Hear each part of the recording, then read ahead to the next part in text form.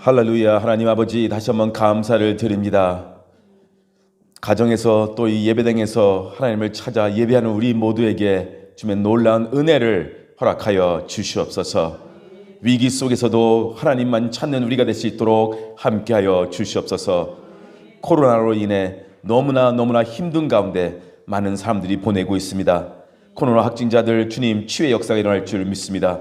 이 시간 특별히 박예전 지사님의 어머님을 기억하여 주셨고, 중환자실에 계시지만 빨리 하루속히 일어나서 가족의 품으로 돌아갈 수 있도록 인도하여 주시옵소서.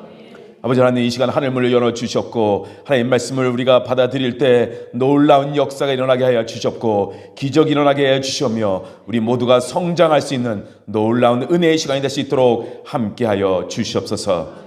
다시 한번 이 시간을 온전히 주님의 손에 맡겨오며 감사하며 예수님의 이름으로 기도드렸습니다. 아멘.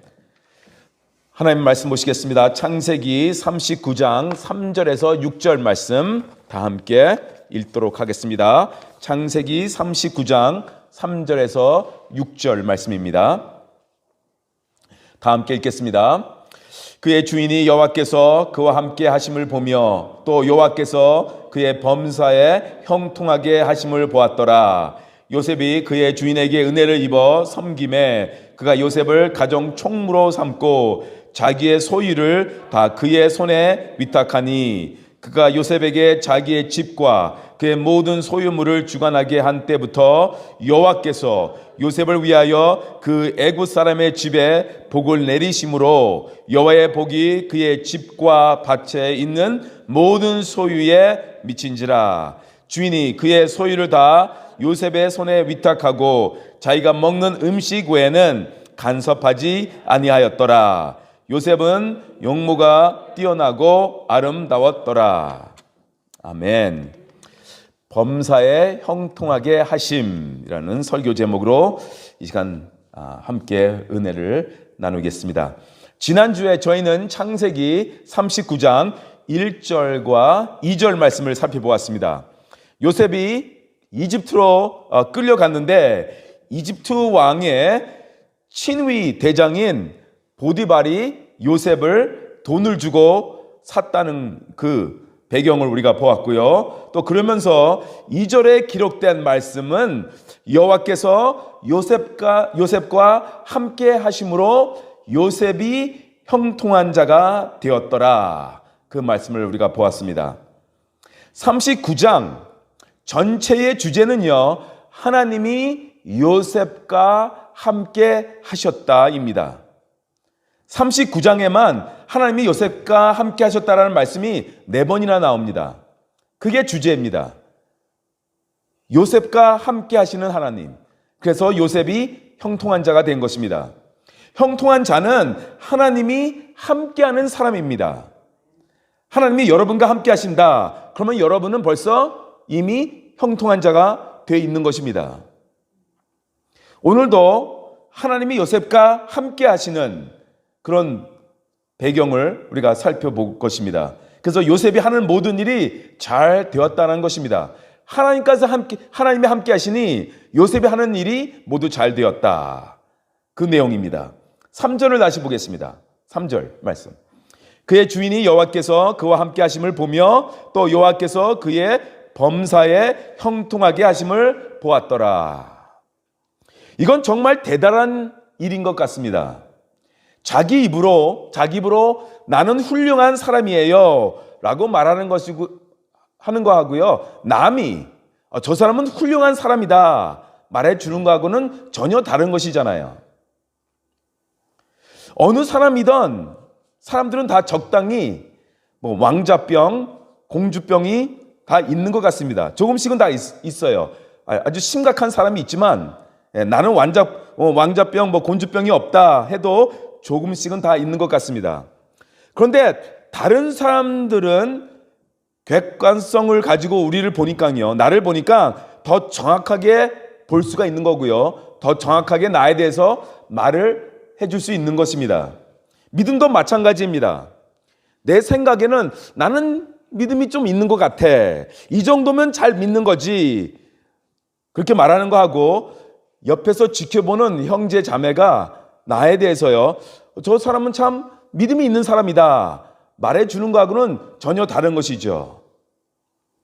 우리가 교회 안에서 우리끼리 정말 우리는 하나님을 잘 믿는 사람들이야 말해봤자 아무런 소용이 없는 것입니다. 실제로 세상에서 우리가 일주일 내내 같이 생활하는 우리의 직장 사람들, 우리의 가족들, 학교 친구들, 특히 예수님을 안 믿는 사람들이 우리와 함께 일하면서 또 우리가 학교에서 지내는 것을 보면서 나를 경험한 후에 넌 정말 하나님 믿는 것 같아, 정말 믿음 있는 사람인 것 같아, 그렇게 말해주는 것이 진짜라는 것입니다. 그 말을 들어야 돼요. 우리가 모르는 게 있는데요, 교회 안은 연습장이라는 것입니다. 교회 안은 우리가 연습하는 곳이에요. 믿음을 연습하는 곳이죠. 실전은 세상에서 일어나는 것이에요. 연습할 때 아무리 홈런 쳐봤자 무슨 소용이 있겠습니까? 실전에 들어가서 잘 쳐야 진짜인 것입니다. 요셉이 바로 그런 사람이었다라는 것이에요. 요셉은 세상에서 강했습니다. 요셉을 24시간 지켜본 하나님을 안 믿는 보디발, 그 사람이 지금 뭐라고 하고 있습니까? 하나님이 요셉과 함께 하심을 보았다라는 말을 했다라는 것이에요. 정말 놀라운 말을 한 것입니다. 이 사람은 여호와 하나님을 안 믿는 사람입니다. 근데 요셉을 지켜보니까, 일을 시켜보고 이렇게 보니까 대단한 아이다, 하나님이 함께하는 아이구나, 그 말을 했다라는 것입니다. 이것은 단순히 요셉이 일 잘하는 그런 일꾼이라는 말과는 또 다른 것입니다. 보디발이 누구입니까? 이 사람 대단한 사람입니다. 그 위치까지 가기에는 그냥 올라온 사람이 아닙니다. 대제국 이집트 왕의 친위 대장. 친위 대장은 그냥 단순히 칼을 잘 쓰는 사람, 싸움을 잘하는 사람, 그 정도만 가지고는 안 되는 것입니다. 싸움만 잘하는 군인으로서 그 자리에 있을 수가 없는 것이에요. 바로 왕이 자기 목숨을 맡겨놓을 수 있는 그런 사람이기 때문에 그는 수많은 사람들을 만나고 수많은 다양한 사람들을 경험한 사람입니다. 또 사람들을 다룰 수 있는 그런 사람입니다. 아마도 지혜와 판단력이 뛰어난 사람이었을 것입니다. 보디발은 수많은 뛰어난 사람들을 만났을 것이기 때문에 잘 나가는 사람, 돈 많은 사람, 힘 있는 사람, 그런데 그들을 다 만나보고 쭉 봤는데 전부 다 거짓말을 하고요, 다 그냥 음모 꾸미기를 밥 먹듯이 하는 사람들이었습니다. 어떻게 하면 더 힘을 가져볼까? 어떻게 하면 돈을 더 가져볼까? 남을 속이고 그런 것들, 그런 사람들만 이렇게 보고 있었습니다. 노예들은 더 했을 것입니다. 그런 주인들의 모습을 닮아서 또 살아가기 위해서 비굴함까지 했을 것입니다. 그런데 저 팔레스타인 아주 시골에서 끌려온 이 천송녀는 달랐다라는 것입니다. 뭔가 달랐기 때문에 보디발이 직감적으로 그 미디안 상인들에게서 그를 산 것 아니겠습니까? 저희가 좀 다르게 보이네, 내가 사야 되겠다, 몸도 건강하고. 그리고 또 일을 이렇게 시켜보니까 진짜 사람이 달랐다라는 것입니다. 다른 노예들하고는 전혀 다른 사람이었다라는 것이에요.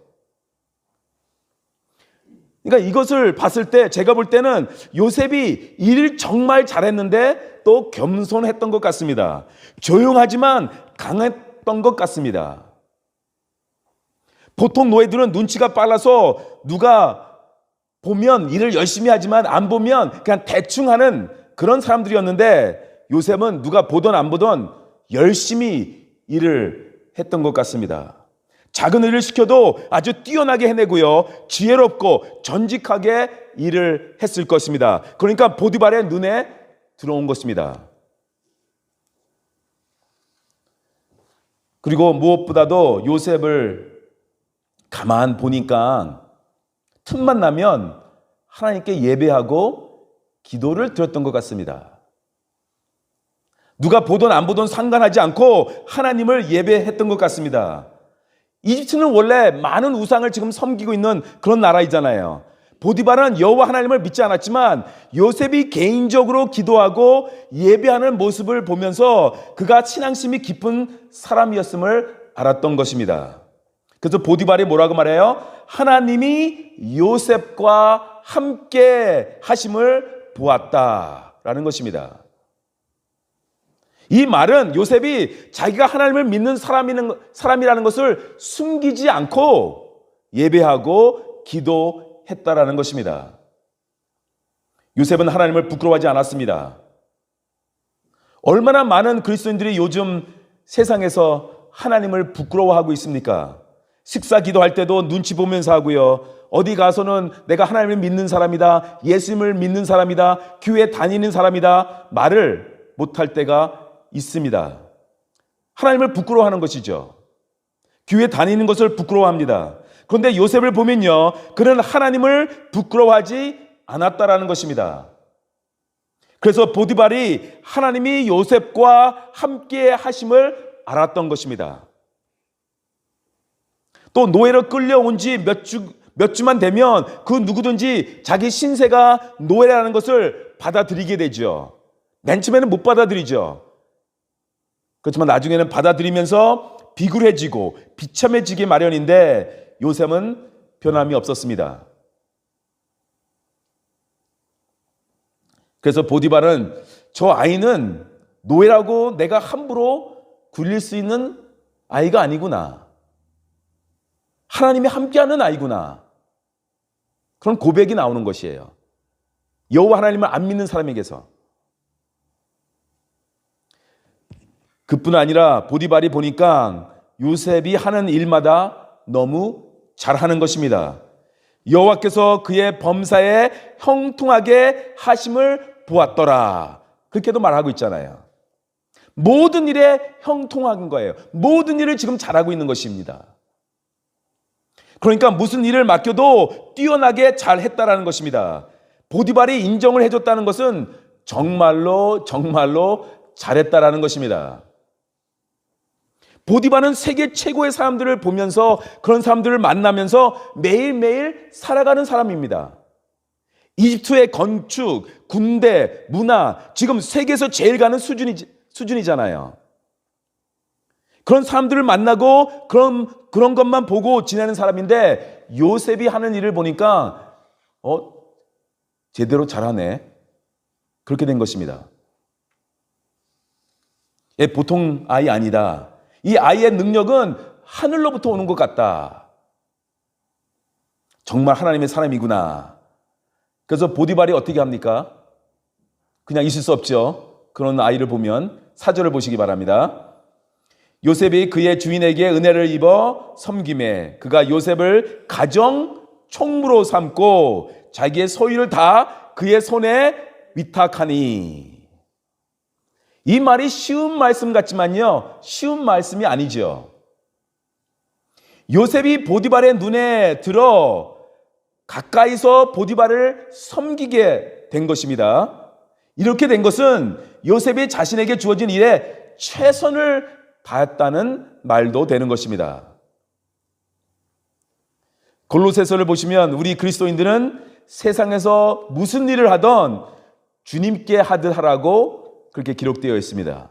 골로새서 3장 23절 다 함께 읽겠습니다. 3장 23절 시작. 무슨 일을 하든지 마음을 다하여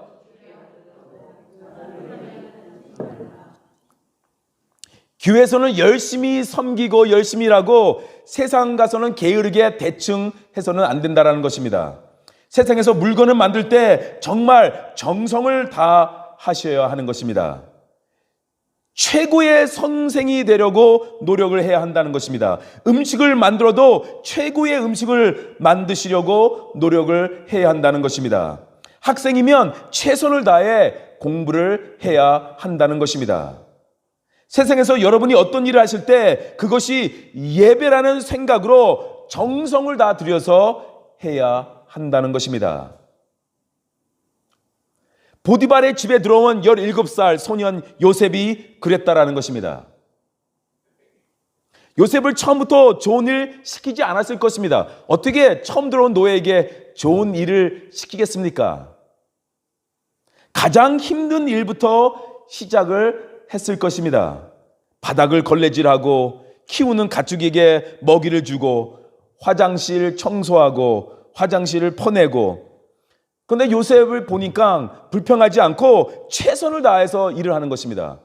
그 전에 노예를 시켰을 때는 그냥 화장실도 대충 했는데 청소를, 요셉을 시키니까 너무너무 깨끗한 것입니다.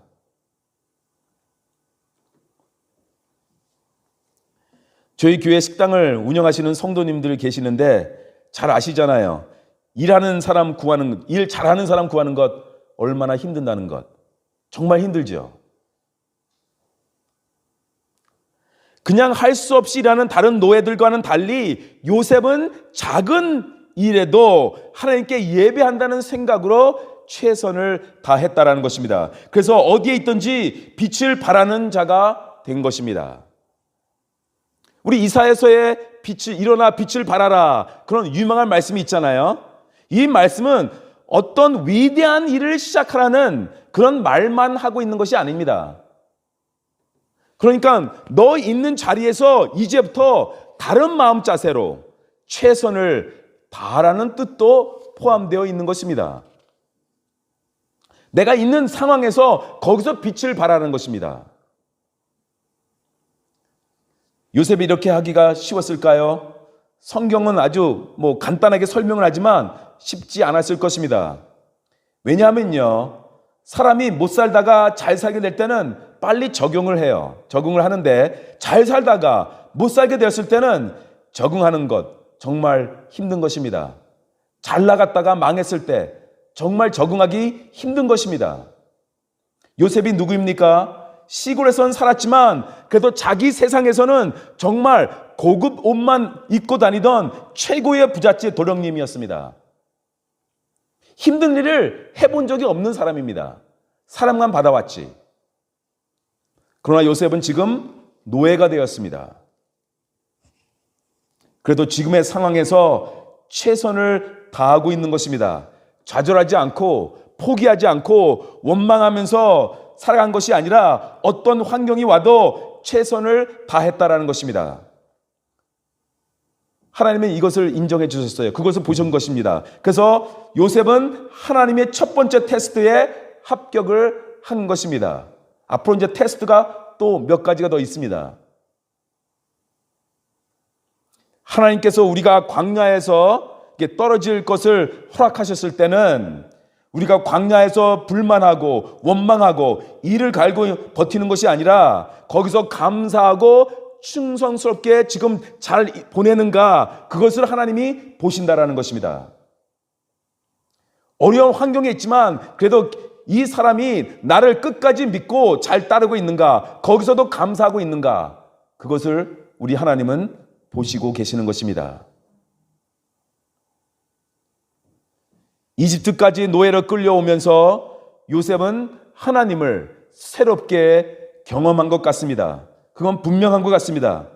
그런 신앙의 힘이 있었기 때문에 그는 바꿔진 환경, 또 바꿔진 이 새로운 신분, 여기에 적응을 할 수 있었던 것 같습니다.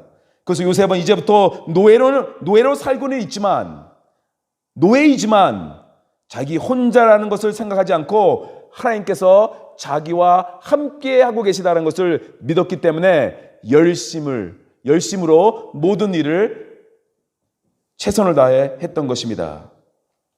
우리도 무슨 일을 하던 주님과 함께 일을 하기를 원합니다. 주님과 함께 출근하시기 바랍니다. 주님과 함께 요리하시고 서빙하시고 주님과 함께 비즈니스 하시고 가르치시고 주님과 함께 공부하시기 바랍니다. 많은 사람들이 주일 예배를 드리고 교회를 떠나면서 주님을 교회에 두고 가시는 분들이 많아요. 그래서는 안 되죠. 주님 안녕히 계세요. 그러니까 그 다음 주에 와가지고 주님 잘 계셨나요? 라는 기도를 드리죠. 우리는 주님과 함께 동행을 해야 합니다. 제가 여러분을 위해서 기도할 때 주님과 함께 동행하는 한 주가 되기를 원한다고 항상 그렇게 간절히 기도를 드리고 있습니다. 주님께서는 말씀하십니다. 왜 혼자 일을 하느냐? 왜 혼자 가정 살림을 하느냐? 왜 직장 스트레스를 너 혼자 메고 힘들어 하느냐? 나에게 맡겨라. 베드로전서 5장 7절 말씀 함께 읽겠습니다. 시작. 너의 염려를 너의 걱정을 너의 근심을 다 주께 맡겨라. 우리의 직장의 여러 일을 주님과 상의하면서 주님께 여쭤보면서 주님과 함께 하고요. 우리가 받고 있는 이 많은 스트레스들, 걱정, 염려 다 주님께 맡기시기 바랍니다. 그럼 우리 마음이 기쁘고 평안할 것입니다. 주님의 능력과 지혜가 우리에게 흘려 들어와서 우리의 능력 이상의 능력을 발휘하시는 여러분이 되시기를 주님의 이름으로 축원합니다. 우리의 능력을 뛰어넘는 하늘의 능력을 받으시기 바랍니다. 그럴 때 우리의 일은 노동을 저주라고 생각하는 것이 아니라 은혜라고 생각하게 될 것입니다. 요셉이 지금 그런 체험을 한 것 같아요. 요셉은 그 힘든 노예 생활에 하루하루를 아침마다 불평하면서 짜증내면서 일을 갈아가면서 지금 일어나서 일을 한 것이 아니라 굿모닝 갓, 굿모닝 하나님, 오늘도 저와 함께 하시죠. 그렇게 일을 시작한 것 같습니다. 그 긴장과 스트레스로 가득한 노예 생활을 하나님과 매일 동행하면서 요셉은 승리했다라는 것입니다. 한때는 내가 잘 나갔었는데 이게 무슨 꼴인가 하면서 화를 내면서 짜증내면서 일을 대충 하는 것이 아니라 우리가 어느 상황에 있든지 어느 위치에 있든지 주님께 하듯 일을 하면 하나님께서 하나님의 때에 다 이루어 주실 줄 믿습니다. 미국의 유명한 초대형 철광 회사를 만든 앤드루 카네기를 잘 아실 것입니다. 19세기 록펠러와 함께 미국 최고의 부자였죠. 기차역에서 심부름하던 이민자 소년이 철강 회사의 CEO가 된 그런 아메리칸 꿈을 이룬 그런 이야기죠. 그가 나이가 많이 들면서 모두의 관심은 누가 카네기의 후계자가 될 것이냐, 거기에 관심이 다 쏟아졌습니다. 누가 저 비즈니스를 천재의 뒤를 이어서 이 거대한 철강 회사를 이끌어 갈 것인가? 신문에 계속 사람들이 글을 썼습니다. 그때 카네기가 번 돈을 현재 가치로 계산을 하면요, 한국 돈으로 444조 2,400억 원이 된다고 합니다. 이거 어마어마한 돈이죠. 예, 4조도 아니고 444조. 그런 부자였습니다. 근데 그것을 누가 이어갈 것인가? 카네기 밑에 있는 수많은 사람들 가운데 유명한 대학의 출신들이, 엘리트들이 줄지어 서 있었습니다. 그 중에 누가 카네기 후계자로 선택될 것인가? 카네기가 마침내 후계자를 선택했습니다. 그런데 모두들 깜짝 놀랐습니다. 초등학교밖에 못 나온 그 회사의 청소부 출신인 찰스 시부를 후계자로 지명해버린 것입니다. 다들 찰스 시부가 누구냐, 어떤 유명한 대학교로 나오고 얼마나 빼기 좋았길래 카네기가 후계자로 선택을 했느냐 하면서 그에 대해서 알아가기를 시작했습니다. 그런데 찰스 시부는 가난했고 학력이 짧았습니다. 집안의 형편이 너무 어려웠습니다. 그래서 중학교를 졸업 못했습니다. 그래서 처음에는 회사 청소부로 취직을 했습니다. 그러나 그는 출근 첫날부터 내가 이 공장의 사장이다라는 그런 꿈을 가지고 주인 의식을 가지고 감사하면서 열심히 일을 했다고 합니다.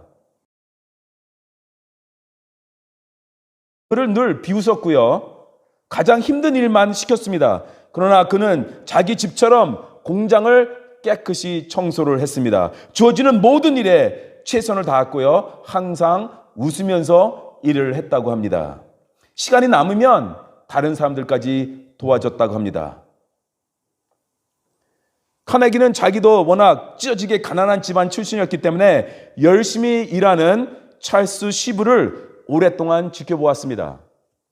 그리고 어느 날 카네기가 말했습니다. 찰스 시브라는 저 사람 저렇게 열심히 일을 하는데 우리 회사 정식 사원으로 발탁을 해. 그리고 얼마 있다가 또 말했습니다. 찰스 시브를 내 비서로 데리고 와라. 그래서 카네기의 비서가 되었습니다. 그리고 카네기는 오랜 세월 동안 그를 바로 옆에서 지켜보았습니다. 은퇴를 앞두고 그는 인류 명문대 출신의 유명한 회사원들을 다 뒤로 하고 이 청소부 출신의 찰스 시브를 후계자로 지명을 했다라는 것입니다. 사람들이 물었습니다. 어떻게 그런 사람을 후계자로 지명했느냐? 카네기는 말했습니다. 학력이 높고 지식이 많은 사람들은 내 주변에는 너무 많다.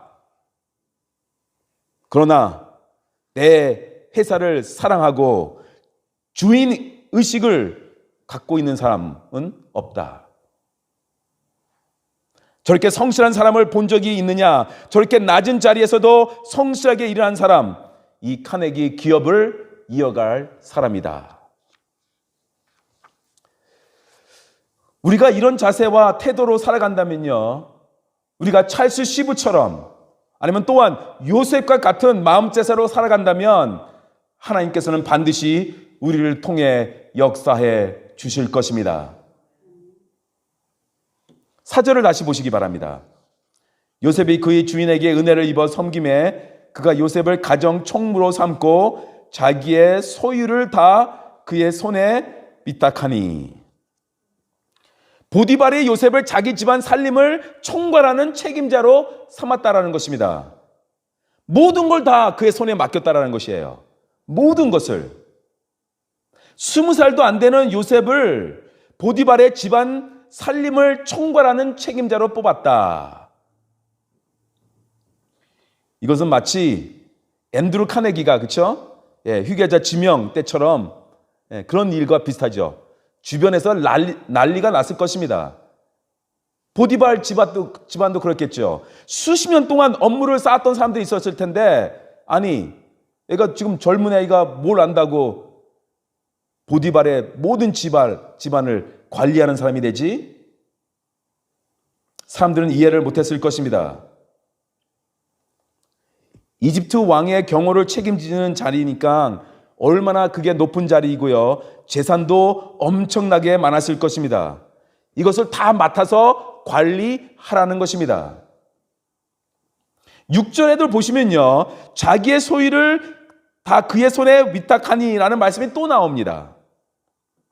요셉이 일을 너무 잘하고 정직하니까 모든 것을 맡긴 것입니다. 보디발이 먹을 것 외에는 아무것도 신경 쓰지 않았다고 성경은 그렇게 말하고 있습니다. 엄청난 책임이 따라오는 자리로서 요셉에게는 기회이지만 또한 위기였을 것입니다. 많은 질투와 견제도 있었을 것입니다. 왜 없었을까요? 그런데 하나님께서는 요셉이 실력으로 자기를 증명하게 해 주셨습니다. 그런 길을 주신 것입니다. 우리 하나님은 이런 기회를 주십니다. 기회를 주십니다. 그 기회를 잡을 줄 아는 여러분이 되시기를 바랍니다. 특별히 젊은 사람들은 그 기회를 잡아야 됩니다. 아무런 낮은 자리라도 거기서 차근차근 쌓아 올라와야 하는 것입니다. 5절을 보시기 바랍니다. 다 함께 읽겠습니다. 시작. 그가 요셉에게 자기의 집과 그의 모든 소유를 주관하게 한 때부터 여호와께서 요셉을 위하여 그 애굽 사람의 집에 복을 내리심으로 여호와의 복이 그의 집과 밭에 있는 모든 소유에 미친지라. 너무나 중요한 말입니다. 성경이 정확하게 기록하고 있습니다. 보디발이 요셉에게 자기 집 모든 살림을 주관하게 한 때부터, 그때부터 여호와께서, 하나님께서 보디발의 집에 복을 내리셨다는 것입니다. 더 큰 복을 주셨다는 것이에요. 언제부터요? 요셉이 일할 때부터.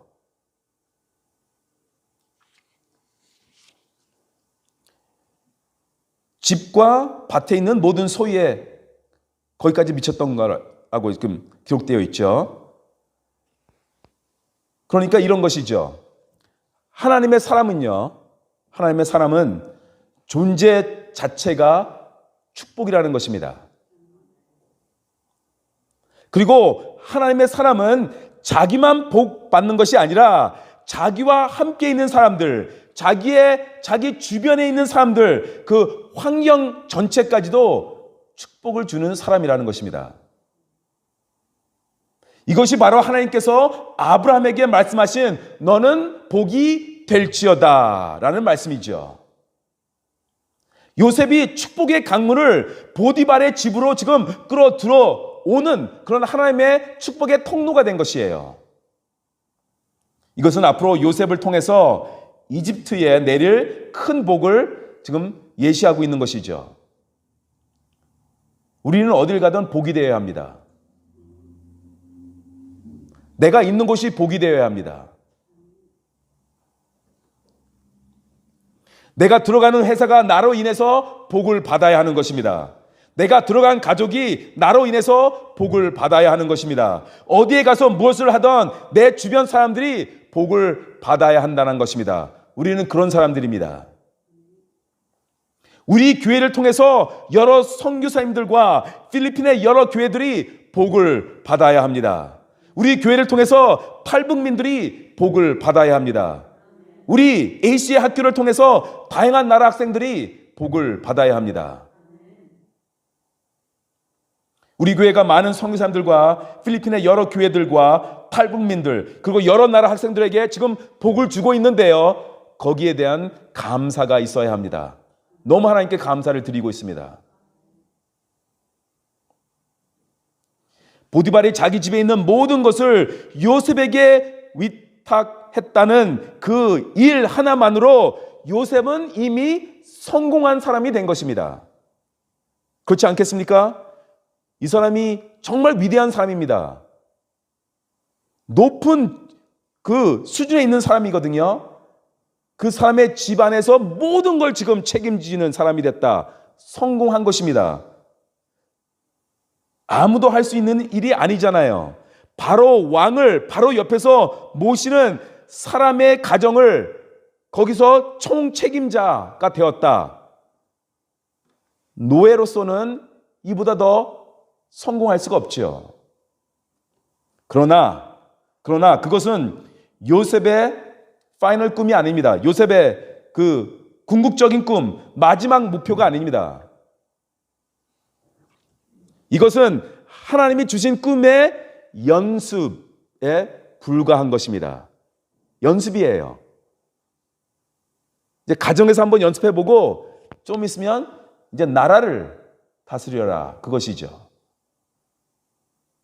하나님께서는 요셉이 이집트를 다 맡아서 총괄하는 총리가 되게 하실 것입니다. 그게 하나님의 목표예요. 그것이 하나님의 비전입니다.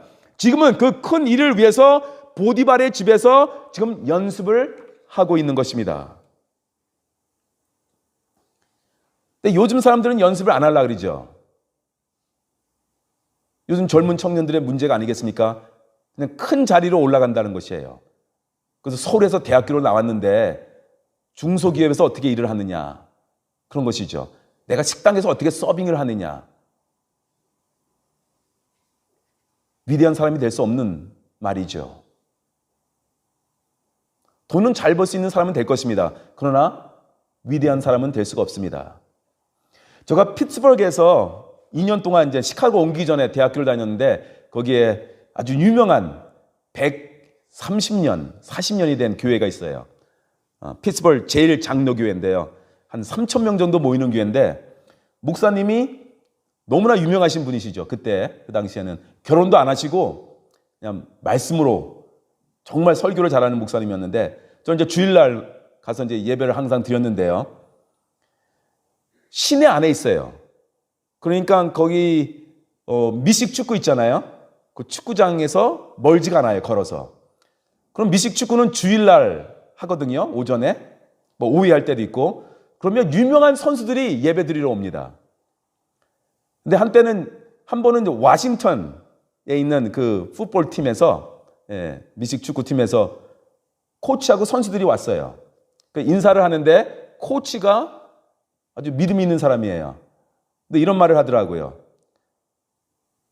최고의 선수는 오늘 못 나왔으나 나의 제일 좋은 사람들은 나와 함께 예배를 드리고 있습니다. 최고의 선수들은 유명하니까 이제 예배도 안 드리는 거죠. 집에서 잠이나 자고 그런 것이죠. 호텔에서. 그렇지만 최고의 선수들은 못 나왔지만 최고의 사람들이 함께 나와서 예배를 드리고 있습니다. 그런 말을 했을 때 제가 도전을 많이 받았습니다. 늘 겸손하게 최선을 다해서 하나님을 섬기는 자가 되자. 어느 일을 하던 우리는 최선을 다해야 합니다. 우리가 겸손히 내려갈 때 하나님께서 우리를 올려주실 것입니다. 하나님께서 요셉을 크게 쓰시기를 원하셨습니다. 그렇지만 노예로 먼저 시작해봐라. 거기서 열심히 하니까 그러면 보디발의 가정을 맡아봐라. 거기서 열심히 하니까 나중에는 이제 총리가 되는 것이죠. 좋은 직장은 최고의 학교라는 말이 있죠. 그런 말이 있습니다. 요셉의 경우가 그랬던 것 같습니다. 당시 이집트는 피라미드를 만들 정도로 뛰어난 문명을 가진 나라였고요. 최고의 어디예요? 거기가 알렉산드리아 도서관이 있었던 곳이에요. 그런 문명 국가였습니다. 보디발 집의 살림을 총괄하게 되면서 요셉은 이집트의 수학, 과학, 건축학, 재정, 행정 등 여러 가지를 다 배우게 되는 것이죠. 그것도 돈 한 푼 안 들여서. 또한 보디발의 집에 드나드는 이집트의 주변 나라에 살고 있는 최고의 VIP들을 만나면서 요셉은 많은 것을 배웠고요. 또 아주 착실한 인맥을 쌓았던 것입니다. 그런 기회가 있었던 것이에요. 그들과 대화하면서 많은 것을 배웠을 것입니다. 이 모든 것은 훗날 요셉이 이집트의 총리로 나라를 다스릴 때 다 큰 도움이 되었던 것입니다. 광야는 저주의 땅이 아닙니다, 여러분. 우리를 축복의 땅으로 인도할 교육센터입니다. 거기서 배우는 것입니다. 그렇게 생각을 하셔야 합니다. 광야에서 공부를 많이 하시기 바랍니다. 거기서 기도를 많이 하시기 바랍니다. 영적으로 공부하시고 또 할 수 있는 모든 공부를 하셔서 나중에 하나님이 준비할 역사를 위해 나 자신을 준비하시기 바랍니다. 하나님은 실수가 없으십니다. 광야 학교에서 하나님은 우리를 준비시키고 계시는 것입니다. 그러니 불평하고 원망하면서 화를 내지 마시고요. 기뻐하면서 그 목표를 가지고 공부를 하시기 바랍니다. 요새처럼 지금 처해 있는 상황이 억울하고 낮은 자리로 갔다 해도 원망하지 마시기 바랍니다. 기쁨으로 일을 하시기 바랍니다. 아직 게임이 끝난 것은 아닙니다. 우리가 있는 그 자리에서 최선을 다하고 있으면 하나님이 우리 안에서 일하고 계심을 우리가 느끼게 될 것입니다. 지금은 눈물로 씨를 뿌릴지라도 언젠가는 기쁨으로 그 단을 거두게 될 줄 믿습니다. 이 광야에서의 시간을 그렇게 믿음을 가지고 통과하는 우리 모두가 되기를 주님의 이름으로 축원합니다. 기도드리겠습니다. 주신 하나님 감사합니다. 광야에 있지만 거기서 최선을 다하고 열심히 배울 때 하나님께서 우리를 계속 사용해 주실 줄 믿습니다. 더욱 겸손한 자세로, 더욱 낮은 자세로 기쁨을 가지고 최선을 다해서 일할 수 있는 우리가 될 수 있도록 함께하여 주시옵소서. 감사하며 예수님의 이름으로 기도드렸습니다. 아멘.